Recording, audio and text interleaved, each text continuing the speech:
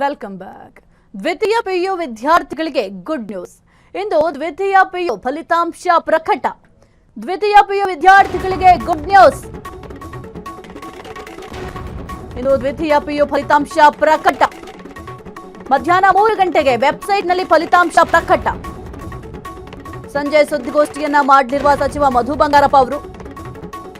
By election voting ಮುಗಿದ ಬಳಿಕ ಸಚಿವರ ಸುದ್ದಿಗೋಷ್ಠಿ.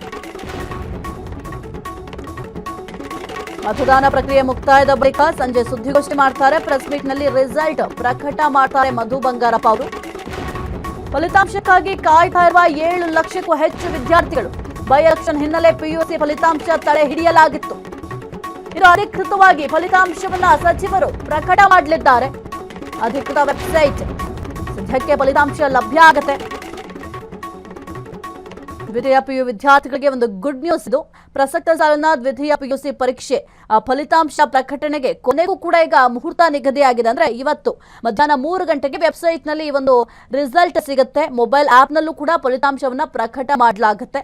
ಇದೇ ಮೊದಲ ಬಾರಿಗೆ ಫಲಿತಾಂಶದ ಜೊತೆಗೆ ಡಿಜಿಲಾಕರ್ ಮೂಲಕ ಡಿಜಿಟಲ್ ಅಂಕಪಟ್ಟಿಯನ್ನು ಕೂಡ ವಿದ್ಯಾರ್ಥಿಗಳು ಪಡೆದುಕೊಳ್ಳಬಹುದಾಗಿದೆ. ನೋಡಿ, ಒಳ್ಳೆ ಆಪ್ಷನ್ ಇದೆ.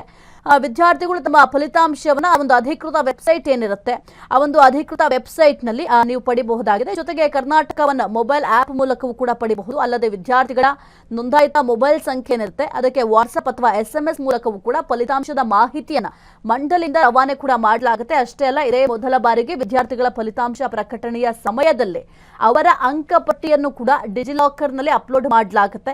ಅದನ್ನು ಕೂಡ ನೀವು ನೋಡಬಹುದಾಗಿದೆ. ಇನ್ನು ವಿದ್ಯಾರ್ಥಿಗಳು ತಮ್ಮ ಅಂಕಪಟ್ಟಿ ಡೌನ್ಲೋಡ್ ಮಾಡಿಕೊಳ್ಳಬಹುದು ಅಂತ ಕೂಡ ಮಂಡಳಿ ಆಲ್ರೆಡಿ ಅಧಿಕೃತವಾಗಿ ತಿಳಿಸಿದೆ. ಜೊತೆಗೆ ಅಂಕಪಟ್ಟಿಯನ್ನ ಡಿಜಿಲಾಕರ್ ಮೂಲಕ ಯಾವ ರೀತಿ ಡೌನ್ಲೋಡ್ ಮಾಡ್ಕೊಳ್ಬೇಕು ಅನ್ನೋದು ಕೂಡ ಅಧಿಕೃತ ವೆಬ್ಸೈಟ್ ನಲ್ಲಿ ನೀವು ತಿಳ್ಕೊಳ್ಬಹುದಾಗಿದೆ.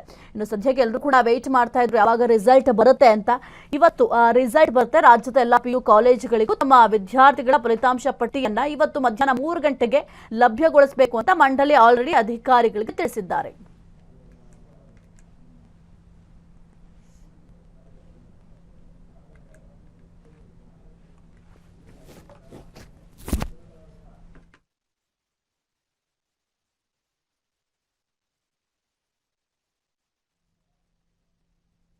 ಲೆಬನಾನ್ ಮೇಲಿನ ದಾಳಿಗೆ ಕ್ಷಣ ಕ್ಷಣದ ಸುದ್ದಿಗಳಿಗಾಗಿ ಫ್ರೀಡಂ ಟಿವಿ ಸಬ್ಸ್ಕ್ರೈಬ್ ಮಾಡಿ, ಲೈಕ್ ಮಾಡಿ ಹಾಗೂ ಫಾಲೋ ಮಾಡಿ.